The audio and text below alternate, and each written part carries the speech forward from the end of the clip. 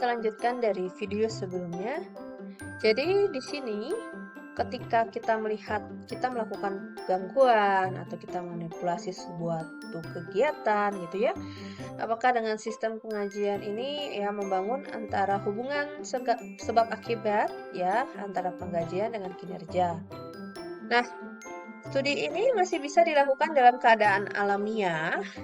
eh, jadi kita masih bisa sebut ini sebagai eksperimen lapangan. Jadi nggak mesti benar-benar di dalam sebuah laboratorium kalau kita sebut. Jadi misal contoh ada seorang manajer bank. Dia itu ingin menentukan hubungan sebab akibat antara tingkat bunga dan kira-kira bujukan yang ditawarkan kepada nasabah untuk menyimpan uang di bank itu tersebut. Jadi dia milih ada 4 cabang dalam radius 60 mil dia lakukan percobaan. Dalam waktu 1 minggu, dia mencoba menurunkan tingkat bunga tahunan untuk deposito baru selama minggu itu dengan ketentuan tingkat bunga akan menjadi 9% di cabang pertama, 8% di cabang kedua, 10% di cabang ketiga, dan di cabang yang keempat tidak berubah tetap 5%. Nah, dalam waktu seminggu dia akan coba lihat kira-kira dampaknya apa yang terjadi terhadap perubahan suku bunga tersebut. Nah, jadi di sini kita bisa sebutkan bahwa eksperimen lapangan itu dilakukan karena hanya tingkat suku bunga yang dimanipulasi, sedangkan aktivitas sisanya itu berjalan normal dan alami. Nah, berbeda dengan eksperimen laboratorium, di sini kita sama-sama mau melihat hubungan sebab akibat ya antara faktor variabel yang independen dengan dependen, tetapi kita membuat sebuah lingkungan artifisial istilahnya, di mana semua faktor asing itu kita kontrol ketat agar tidak terjadi.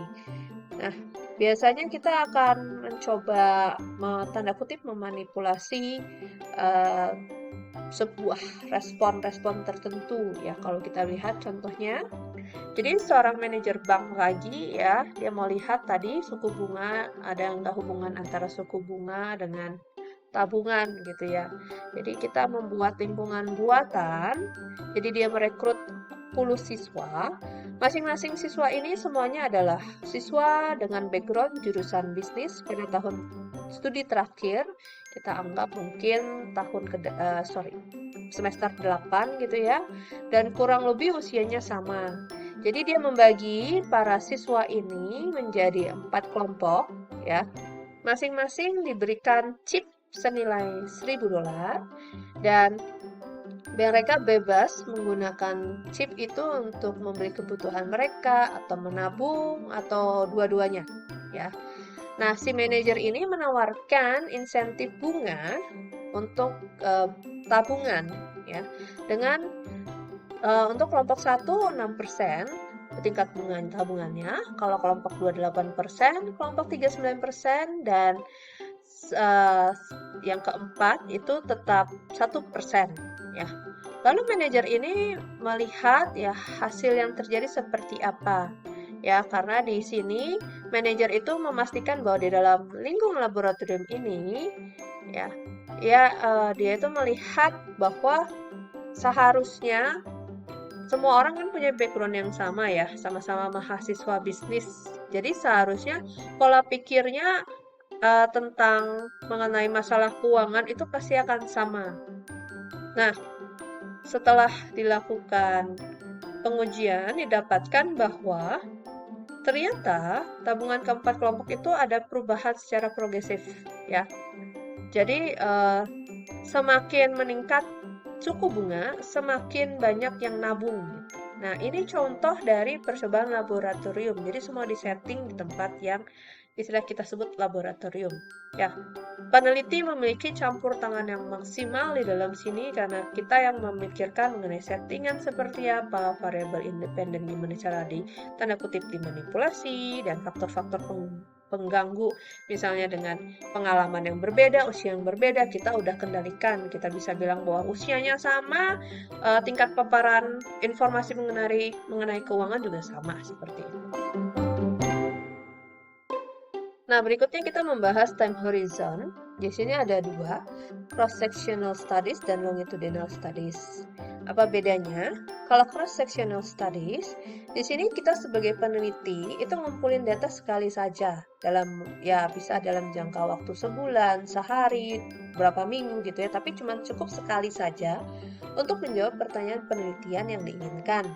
Ya, ini kita bisa sebut sebagai one shot study atau cross-sectional study. Ya, misalnya kita mengambilkan, ya kalau contoh satu, kita ambil data saham antara bulan April sampai Juni misalnya tahun lalu untuk melihat bagaimana kekhawatiran pialang saham terhadap pergolakan harga saham yang terjadi. Ya, nah, data ini cuma dikumpulkan sekali untuk hal itu saja. Lalu contoh kedua juga misalnya kita adalah sebuah perusahaan obat ingin mencoba investasi dalam penelitian obat baru misalnya untuk obat pengurang obesitas gitu ya.